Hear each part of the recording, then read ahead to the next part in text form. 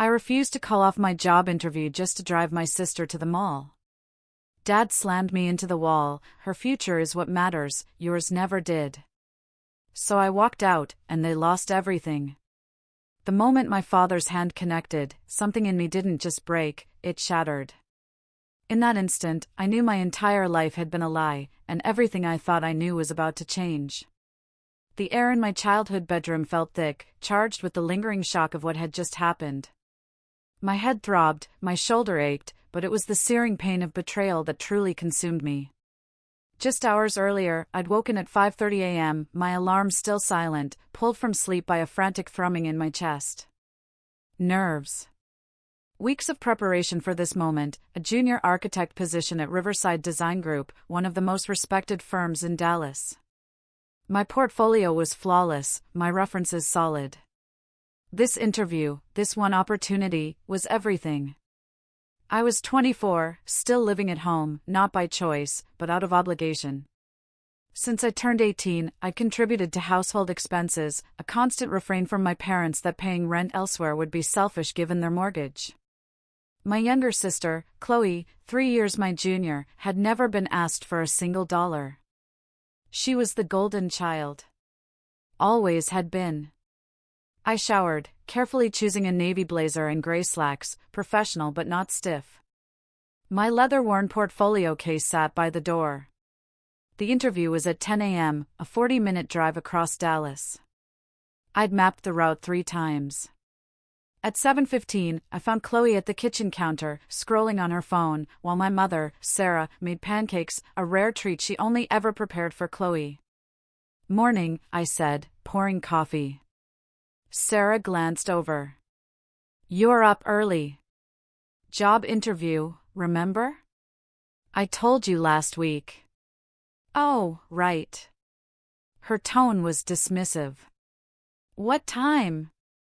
10. "I'm leaving at 8:45 to be safe."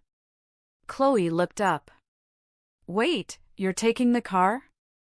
I stared at her. "Yes, I need it for my interview.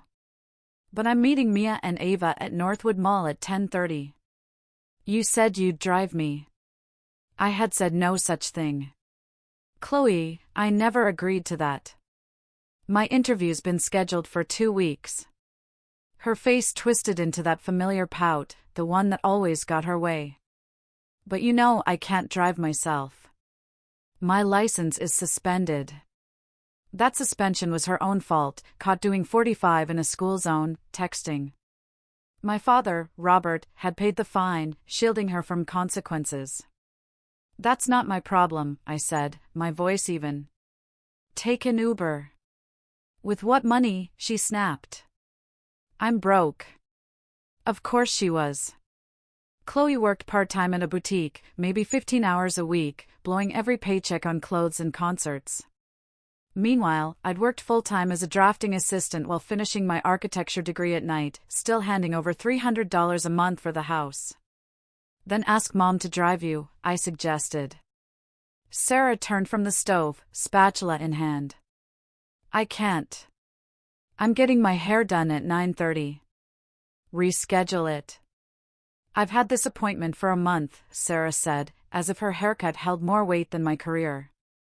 "You can take Chloe to the mall and still make your interview. Northwood is on the way."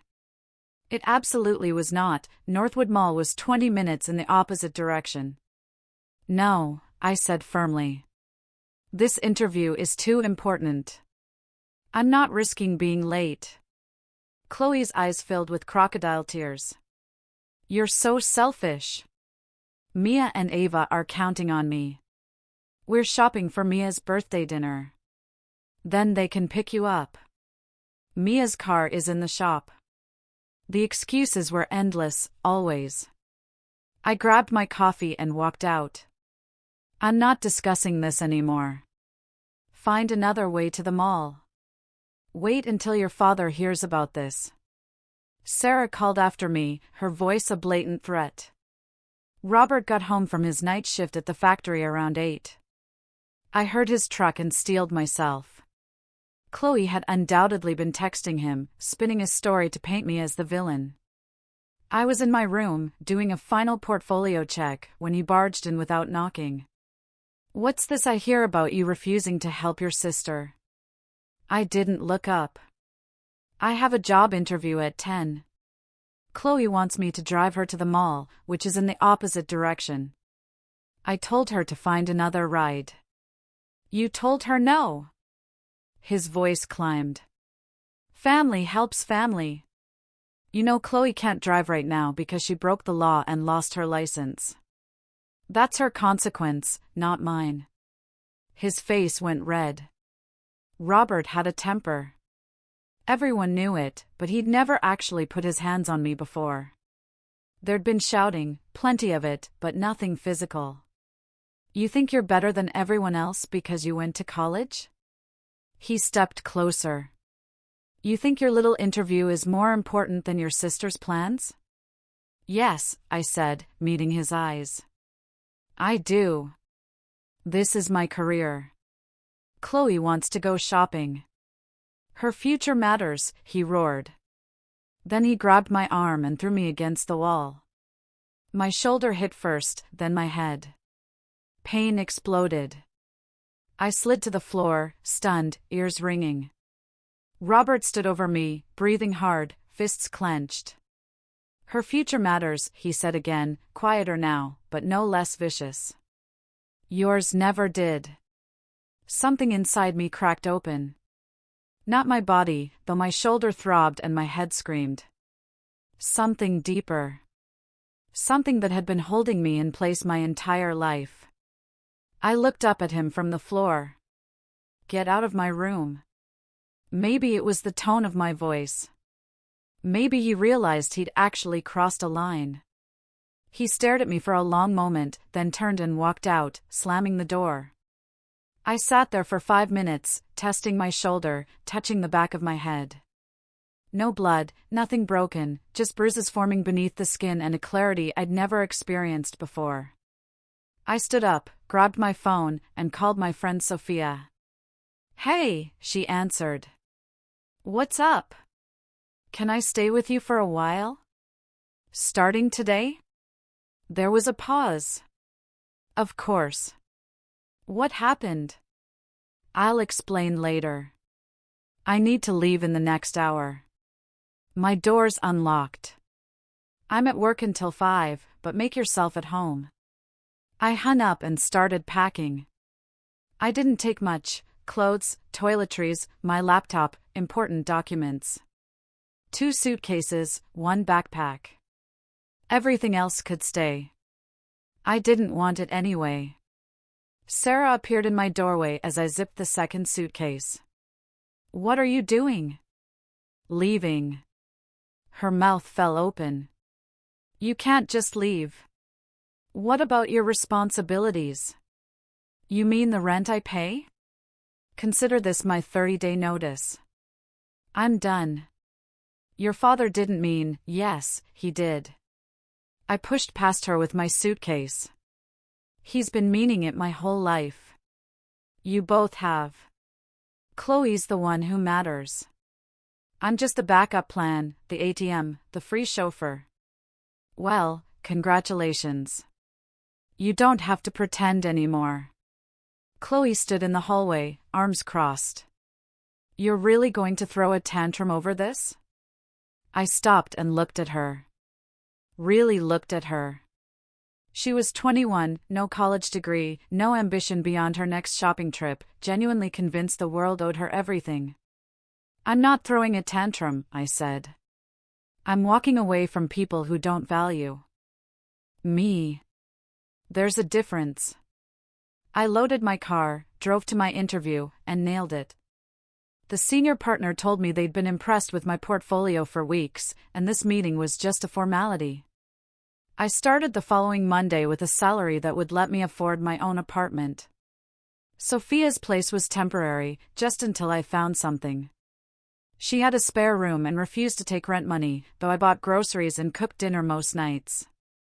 Living there felt like breathing clean air for the first time. My phone blew up for 3 days straight. Sarah called 17 times.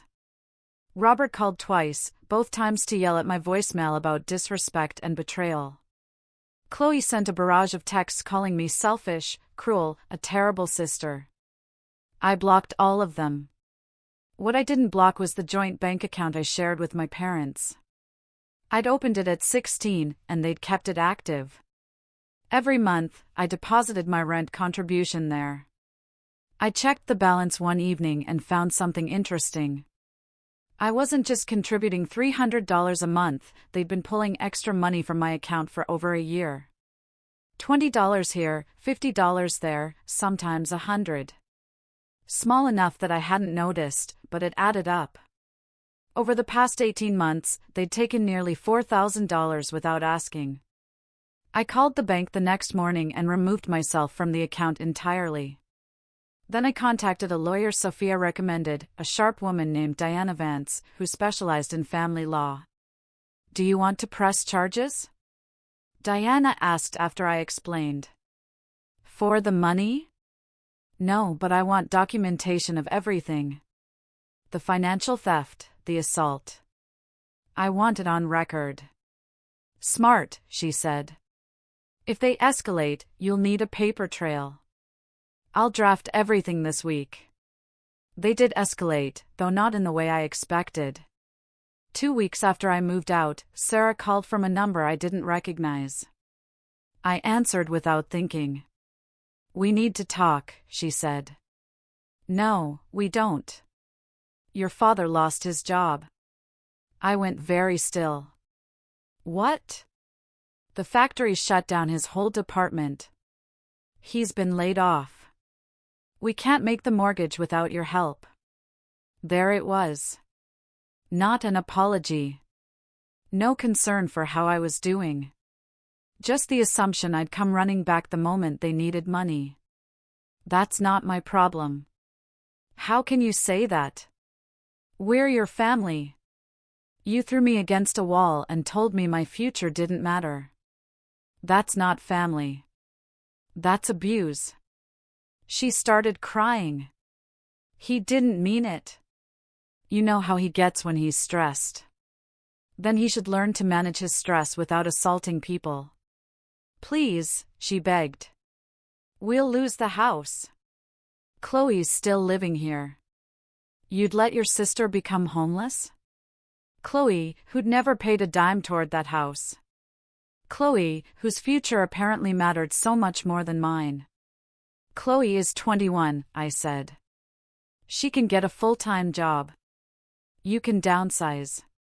You can figure it out the same way millions of other people do. I'm not your safety net anymore." I hung up. The guilt tried to sink its claws in. I'd been raised to believe that family was everything, that you sacrificed, that walking away made you the villain. But I kept thinking about Robert's words, "Yours never did." He'd said it with such conviction, like a fact he'd believed his entire life. Maybe he had. Over the next month, I found a small one-bedroom apartment near my new office. It was older, with creaky floors and a bathroom that had seen better days, but it was mine. No one could barge into my space. No one could demand my money. No one could throw me against a wall. Sophia helped me move in, along with a few coworkers who barely knew me but showed up anyway with pizza and beer. We spent the evening assembling IKEA furniture and laughing at the incomprehensible instructions. It felt surreal being surrounded by people who helped without expecting anything in return. "You seem different," Sophia said as we stood on my tiny balcony, looking out at the Dallas lights. "Lighter. I feel lighter," I admitted. "It's like I've been carrying a weight my whole life and didn't realize it until I set it down." She clinked her beer bottle against mine. "Here's to setting down weights." Work was going well. My first project was a small commercial renovation. Nothing glamorous, but I poured everything into it. The senior partner, Michael Stone, noticed. He started pulling me into bigger meetings, asking for my input, treating me like my ideas had value. One afternoon, he called me into his office. "We're bidding on a public library renovation across town. Big project, 6-month timeline. I want you as the junior lead. I stared at him. Are you serious? You've got good instincts, he said. And you work harder than anyone else here. The opportunity is yours if you want it. I wanted it. 3 months after I'd walked out, I got a Facebook message from someone I didn't know. The profile picture showed a middle-aged woman with kind eyes. Hi, you don't know me, but I'm your Aunt Susan, your mother's older sister. I heard about what happened, and I wanted you to know you're not crazy. Your parents have always favored Chloe. The rest of the family sees it. I'm sorry no one spoke up sooner. I sat staring at that message for a long time. Someone saw it. Someone acknowledged it.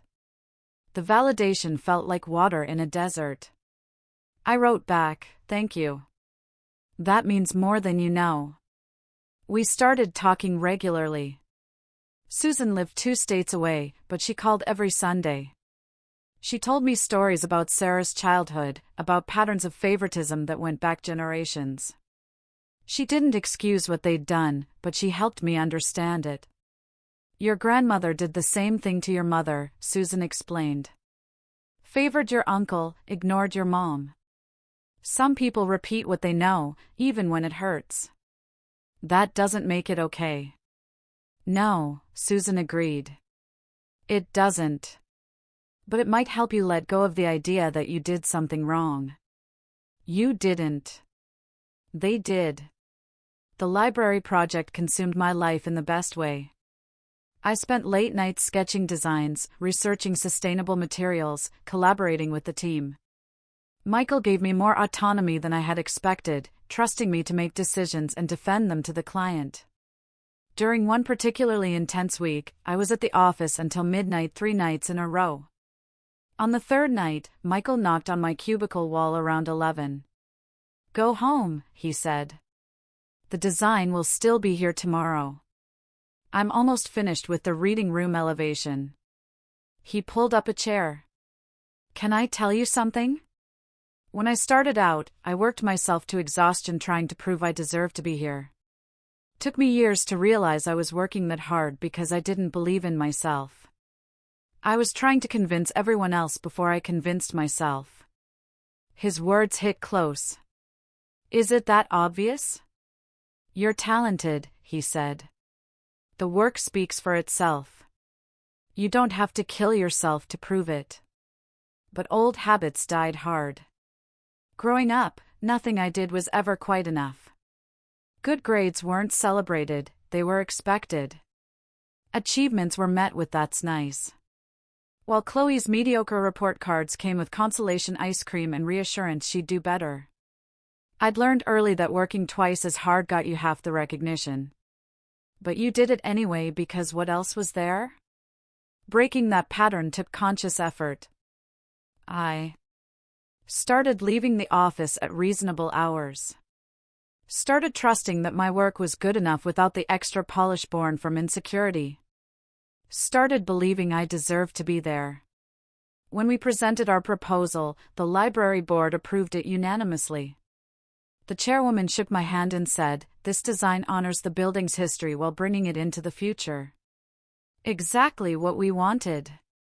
I drove home that night with tears streaming down my face. Happy tears. Proud tears, the kind I'd never cried before. The construction phase brought its own challenges.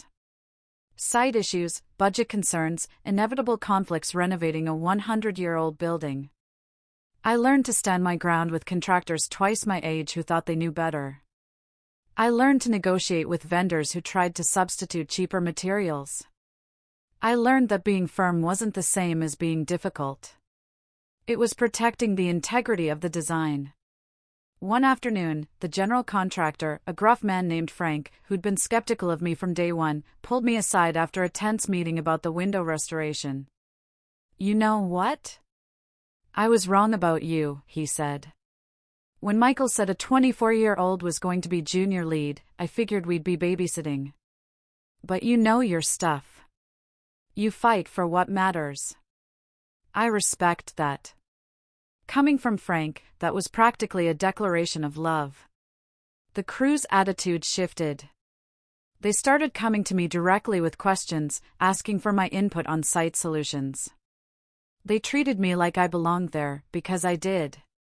6 months after I'd left, Sophia forwarded me a Facebook post from Chloe's account. She'd made it public, probably hoping I'd see it. When your own sister abandons the family during the hardest time of your life. Some people only care about themselves. Guess I know who not to count on. The comments were full of her friends rallying around her, calling me selfish, saying family should forgive and support each other no matter what. People who didn't know the full story, who'd only heard Chloe's version where she was the victim. I didn't respond, didn't comment, didn't defend myself. I didn't need to. A week later, Susan called. "Did you see your parents listed the house?" My stomach dropped. "They're selling. Foreclosure sale. It's going to auction next month. Your mom called me crying, asking for money. I told her I'd already helped twice and couldn't afford to keep bailing them out. Already helped twice. They'd been calling the whole family, draining every possible resource. What about Chloe?" I asked. "Still living there from what I understand, still working part-time. Your mom's substitute teaching now, and your dad found work at a warehouse, but it doesn't pay enough." I felt a twinge of something, not guilt, not quite satisfaction, something more complicated. Like watching a structure collapse that you'd been holding up alone for years. "They made their choices," I said. "Yes," Susan agreed. "They did. The house sold at auction for less than my parents owed. They moved into a small 2-bedroom apartment across Dallas. Chloe went with them. According to Susan, she'd finally gotten a full-time job at a call center, though she complained about it constantly on social media. My father found steady work eventually, but the pay was half what he'd made at the factory. Sarah kept substitute teaching. They were surviving, not thriving. The comfortable middle-class life they'd built was gone. Through Susan, I heard more details than I wanted. Robert's new job was at a packaging warehouse, loading trucks on the overnight shift. The work was physically demanding, and at 53, his body wasn't handling it well. Sarah's substitute teaching was sporadic. Chloe's call center job barely covered her own expenses. They'd had to sell Sarah's car. Robert's truck was 15 years old and burning oil. The apartment was in a rough part of town. Chloe complained online about the noise, the neighbors, the lack of space. Part of me felt vindicated. They'd thrown me away, assumed I'd always come crawling back, and now they were facing consequences. But another part, smaller and quieter, just felt sad.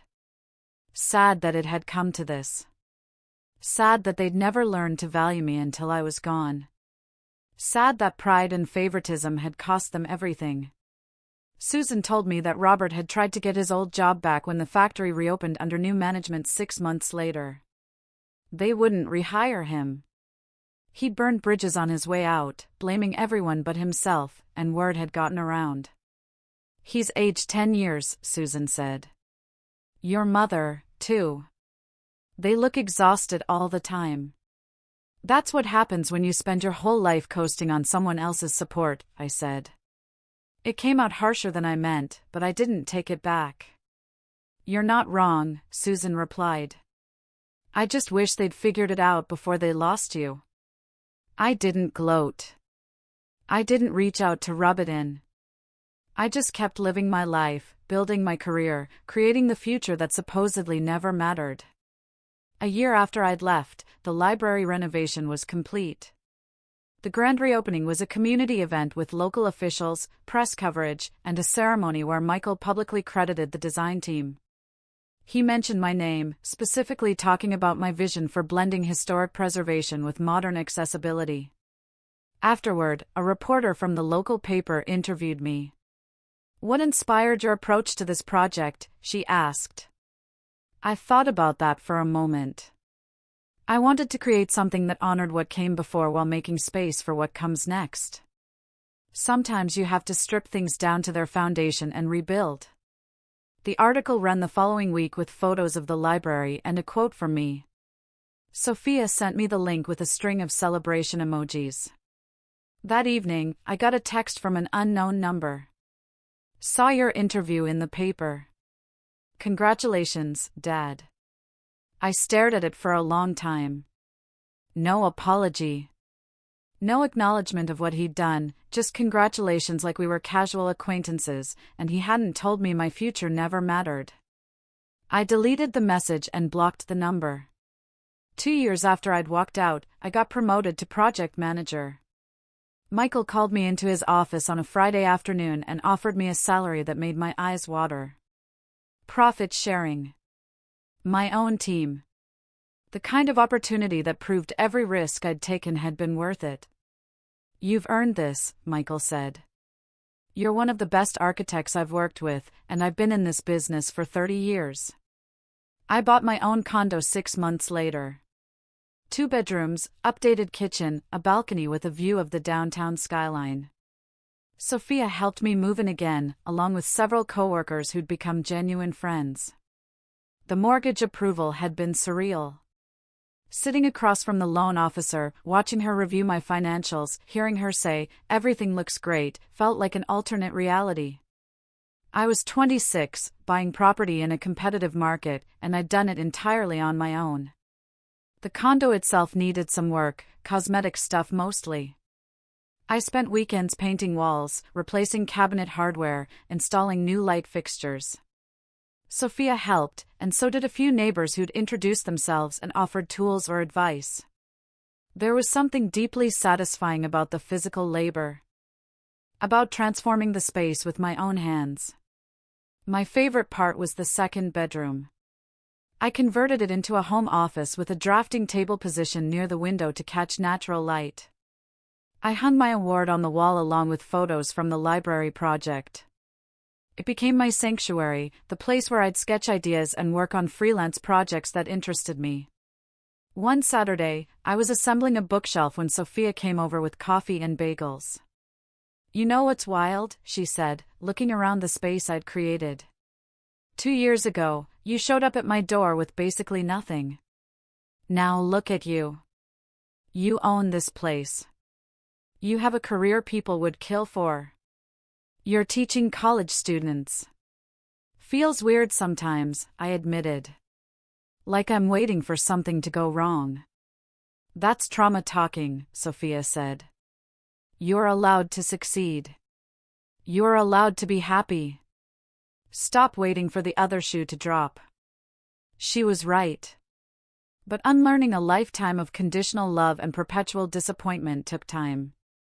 I caught myself sometimes, mid-achievement, waiting for someone to minimize it or redirect attention. But there was no one there to do that anymore. Just me, my accomplishments, and the life I'd built. We stood in my living room, surrounded by boxes, drinking champagne from coffee mugs because I hadn't unpacked the glasses yet. "Remember when you showed up at my place with 2 suitcases and a black eye?" Sophia said.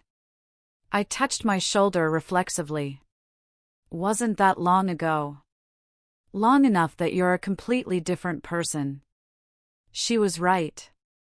The girl who'd been thrown against a wall, who had been told her future didn't matter, felt like someone I used to know. Someone I'd left behind along with everything else. I still thought about them sometimes. Sarah, Robert, Chloe. I wondered if they'd figured out how to survive without using me as a crutch. I wondered if Chloe had grown up, if she'd learned that the world didn't revolve around her. I wondered if my parents ever regretted their choices. Mostly, though, I didn't think about them. I thought about my next project, a mixed-use development that would revitalize a struggling neighborhood. I thought about the vacation Sophia and I were planning to Portland. I thought about the life I'd built from nothing, the career I'd fought for, the peace I'd found in walking away. Susan visited that winter. She stayed in my guest room and spent 3 days exploring Dallas with me. On her last night, we had dinner at a small Italian restaurant near my place. "Your mother asks about you," Susan said carefully. Not often, but she does. What does she ask? If you're okay, if you're happy. I sipped my wine. What do you tell her? The truth. That you're thriving, that you're building an incredible career, that you seem genuinely happy. How does she respond? Susan met my eyes. She cries. I felt that twinge again, that complicated emotion that wasn't quite guilt and wasn't quite satisfaction. Do you think she regrets it? I think she regrets losing you, Susan said. I'm not sure she understands what she did wrong.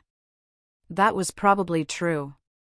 People like my parents didn't see their behavior as wrong.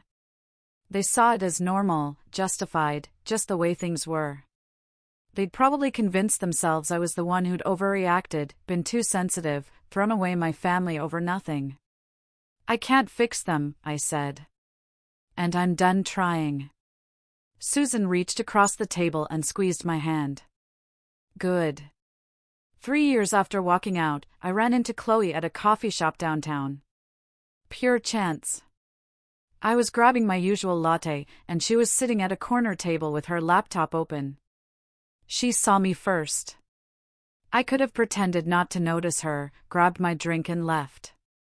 Instead, I walked over. Chloe. She looked different. Older, obviously, but also harder somehow. The softness that came from being protected her whole life had worn away, replaced by something sharper. Didn't expect to see you here, she said. I work nearby. I gestured vaguely toward my office building. Right. The fancy architect job. There was bitterness in her voice. It's not fancy. It's just work. She stared at her laptop. Mom and Dad are struggling. In case you care.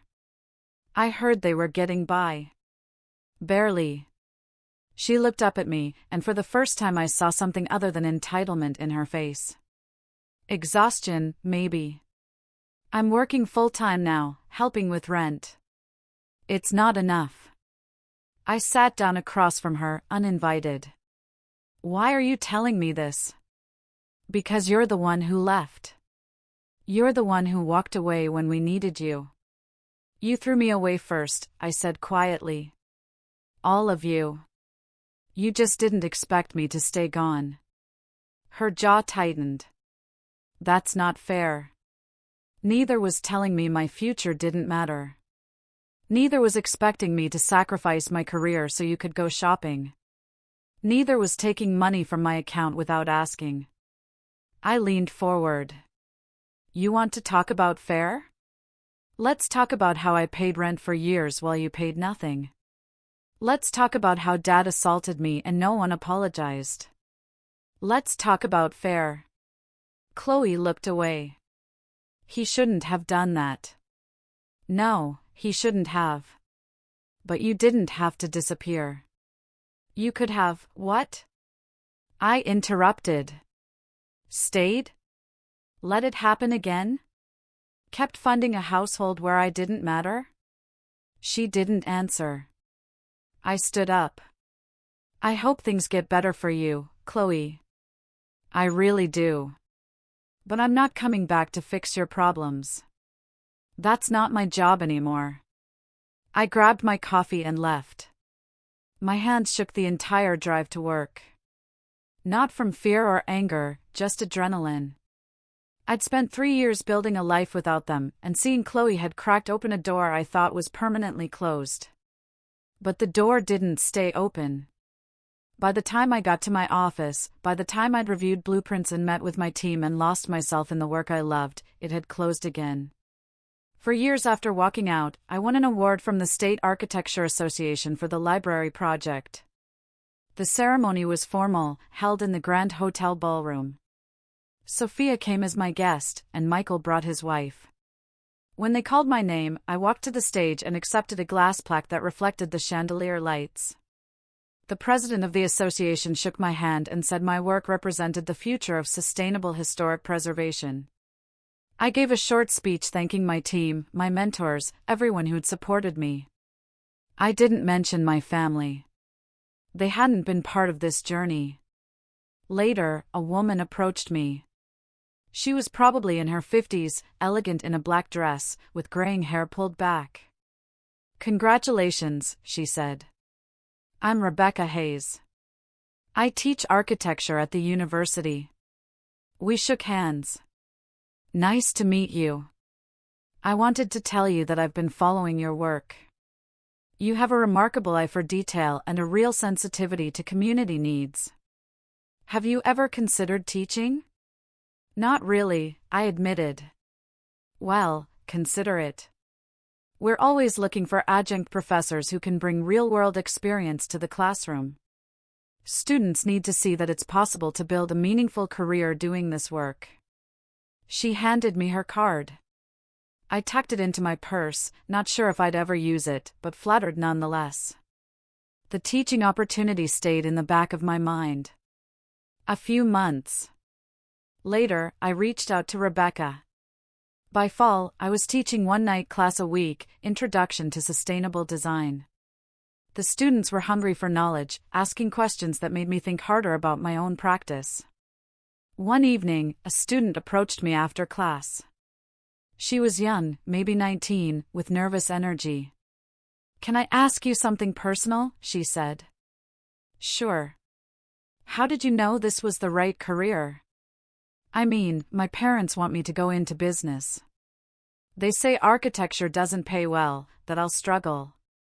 "Did you ever doubt yourself?" "I thought about my father throwing me against the wall, about being told my future didn't matter, about walking away with 2 suitcases and no safety net. I doubted myself constantly," I said. "But I knew that living someone else's dream would destroy me.